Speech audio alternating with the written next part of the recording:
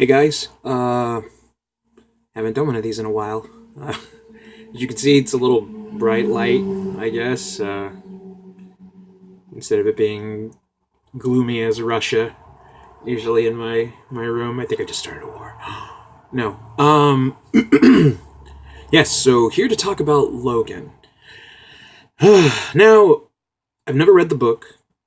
After hearing so much about it and seeing what I saw, I think I'm going to pick up the book because it sounds amazing. And to be perfectly honest, I would have loved to have seen what I have heard on the big screen.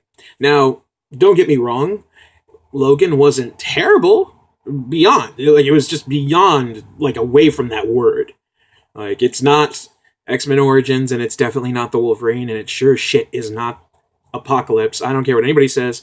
X-Men Apocalypse fucking sucked. So, yeah. So we moved on to this one. It's in the future, and those of you who are talking about, like, oh, just keep with the continuity and everything, you need to let that go. I let it go since first class. It's really not meant shit. So you need to stop with that. There is videos online explaining the timeline and sort of putting you a little at rest, which is not what I'm here to do. I'm here to tell you what I thought of the film. So here we go. Well, it takes place in the future. As you all know, Logan's old, and it's loosely based on the Old Man Logan storyline. There's subtle mentions of what happened to all the mutants, because all the mutants are pretty much just dead. They establish that in the trailer. And, so, I mean, it really fits. It really would have been fitting if they called it Old Man Logan, because they're pretty much heavily expressing to you that he is old. And, yeah, I mean, it's gritty. I give it that. The violence is pretty much what we should have gotten in the Wolverine films. And, I mean, personally, I thought it was a great road movie. I thought it was a great... I think it's a great standalone film. There's some things in there that really just irked me. There's a musical cue in it that involves a little accordion during a very intense moment, and they play it like several times over and over again. And I'm just like, why? Why that fucking instrument on this part of the film? So many times. And another thing I don't like is meta. The meta thing should be dead by now. It's not cute anymore. It's not funny anymore. I blame Kevin Williamson and Scream for doing that. Fuck you. But yeah, like there's X-Men comics and a Wolverine figure in the movie. And it's interesting, but then again, it's like, why? Why did that need to be in there? So, I don't know. But, yeah, I mean, so the film was done by the same director of the Wolverine, funny enough. James Mangold, I think is his name, which is, it's a great alias, but it's a real name. Kind of like Waylon Jennings. That's a great alias, but it's actually a real person. And, yeah, so this guy did the Wolverine. He also did, let me check my notes here.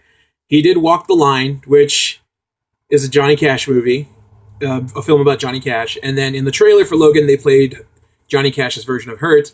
And then in this film, they play a Johnny Cash song. Like, seriously, I said this to my friend after watching. I'm like, I think he's just saving up to buy the rights to Johnny Cash's skeleton so he could dig it up and personally suck him off.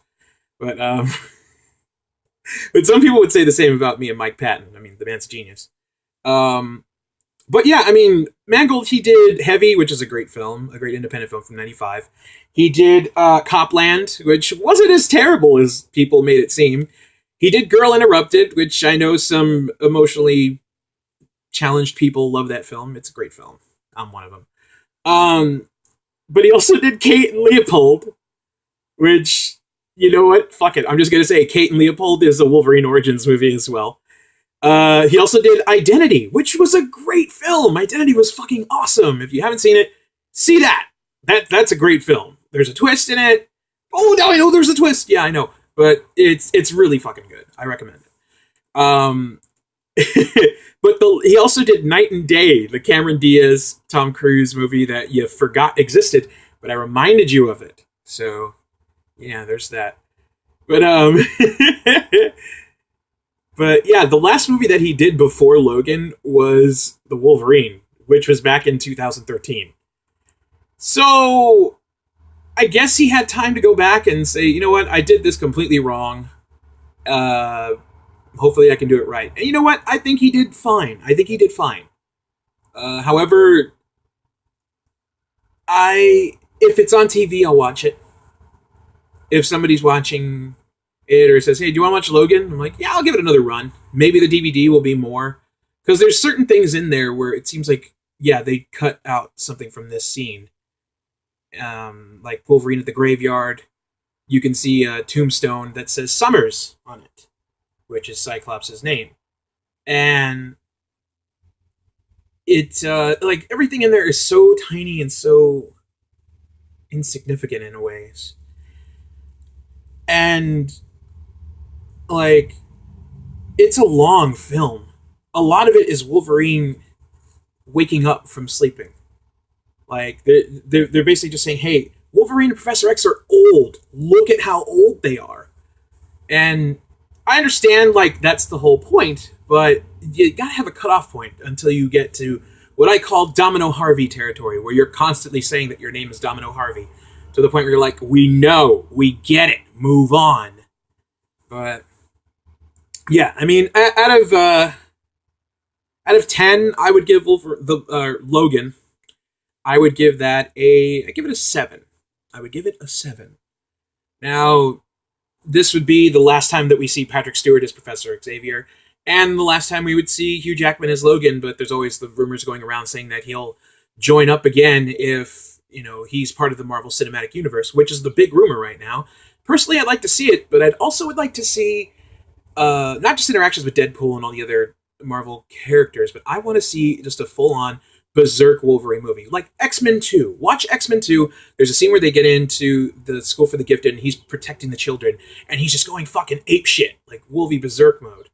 So I would want a film of that. Just over-the-top shit that you always see in the comics. Other than that, yeah, he's more of a supporting character that should just stick to being the badass with the one-liners and the cool attack moments. But that's just my opinion.